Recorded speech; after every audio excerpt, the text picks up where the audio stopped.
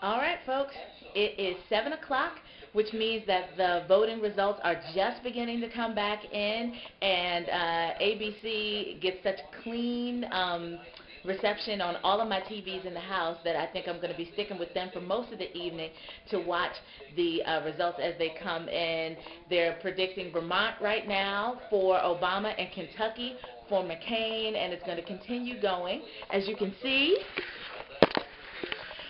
I have been able to purchase another television. This won't stay in the living room, but at least it's a temporary situation to my problem with the other one going on the fritz. And it's a HD TV, and it's very cute.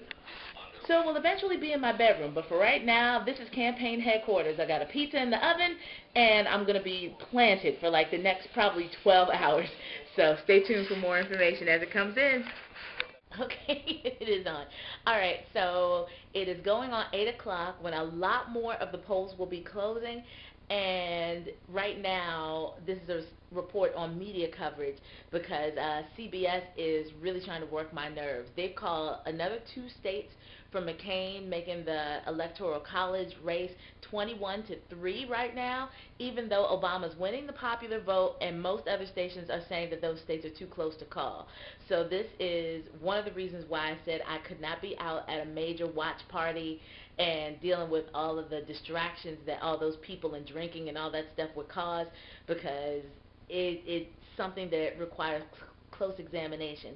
And so anxiety is high, but I'm riding away, flipping back and forth between channels, a little too chatty on ABC for me on an ongoing basis. So I've been going back and forth. I will say that NBC's graphics leave a lot to be desired, but CBS is beautiful. So if it wasn't for the fact that they were doing such horrible numbers coverage, I might actually stick with them. But more coming up soon as this race progresses. Well, what a difference a few minutes make.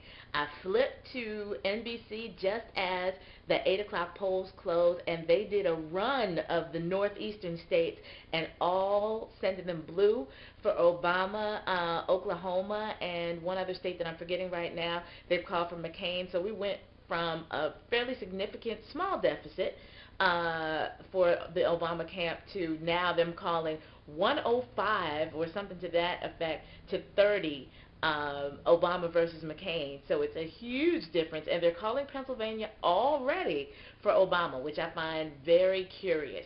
So again, I'm glued to the television at this point, and we'll be getting back to you as things go on. Bye.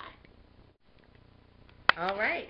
It's a little after 9 o'clock, and a lot more results have begun to pour in. How these stations, I'm telling you, there needs to be a whole study done on how they call states so early in the result feedback.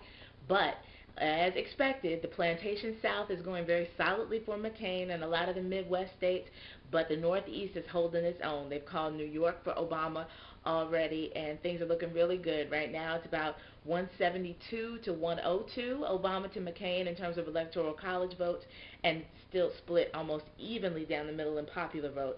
So it's still a nail biter, but things are going the way we pretty much expected them to go, and leaning towards Obama, which is always going to be a great thing.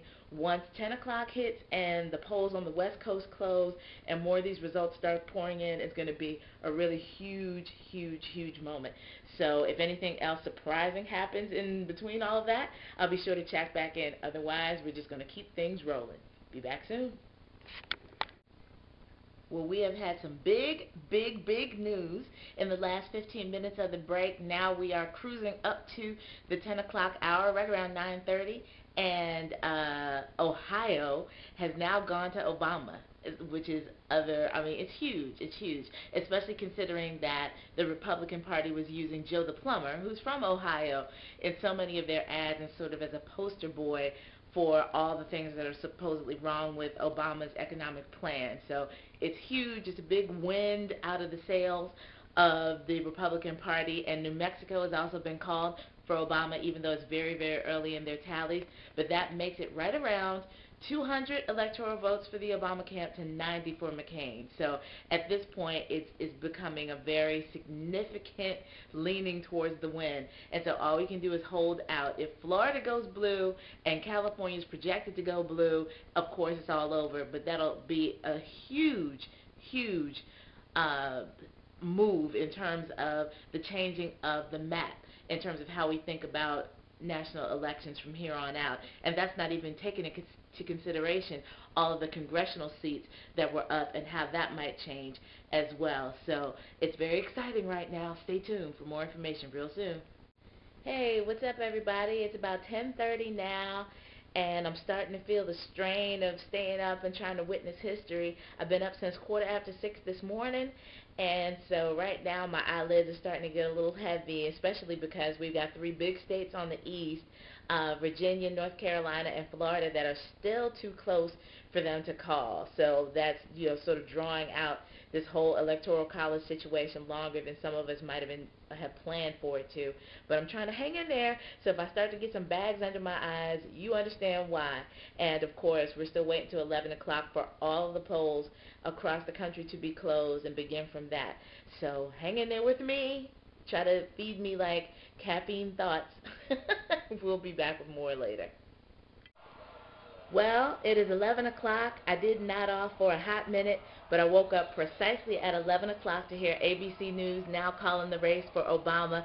I'm going to flip the channels and see if everybody else is saying it, but that's pretty much the way things have gone all night long. I don't even know what I feel right now, honestly, and probably won't have a good grasp on it until he comes out to make his speech.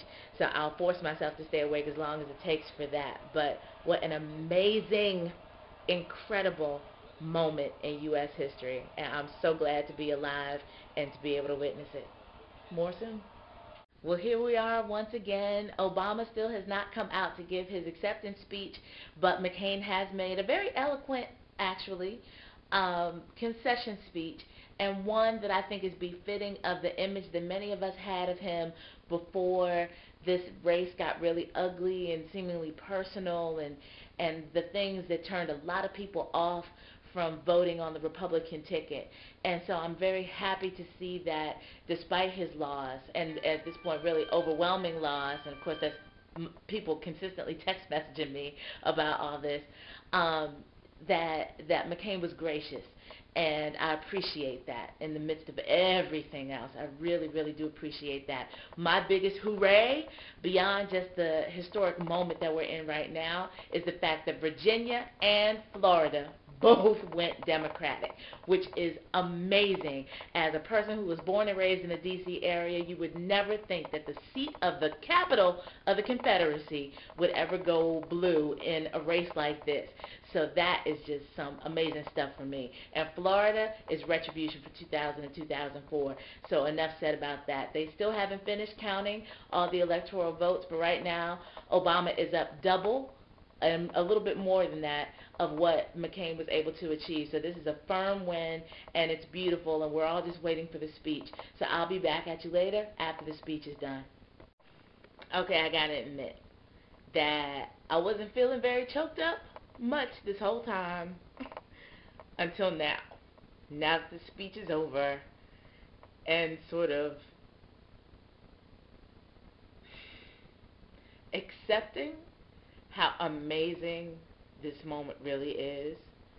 And it's not so much that he gave this wonderfully eloquent speech or any of those esoteric things. It's just to understand that this isn't lip service, A, that you can tell by just looking at his face that he gets what a moment this is, and how there are millions of people in this country and even more around the world who are so excited about the possibilities of the Obama presidency. And now it's not just the it maybe could be, that it actually is coming to pass. That is so deep. And I would love to be more eloquent right now, but I don't think I can be. I'm just really happy. And one of the other things that made me even happier listening to this speech was realizing that Michelle Obama is about to be my first lady. And I don't know if anyone who's not a black woman in this world can truly understand what a blessing it is, not just to have a black first lady, because it's not about that, but to have the kind of woman that Michelle Obama is, be the first black first lady. It's words cannot express. So yes, I'm a little bit clumped right now, but I think it's well warranted, and I'm excited, and I can go to bed now with a whole new perspective on life, because it's been a really, really amazing 2 years and an amazing day, and I'm full. I'm very full right now. So maybe there'll be a prologue, I mean an epilogue tomorrow. Right now, I'm just full.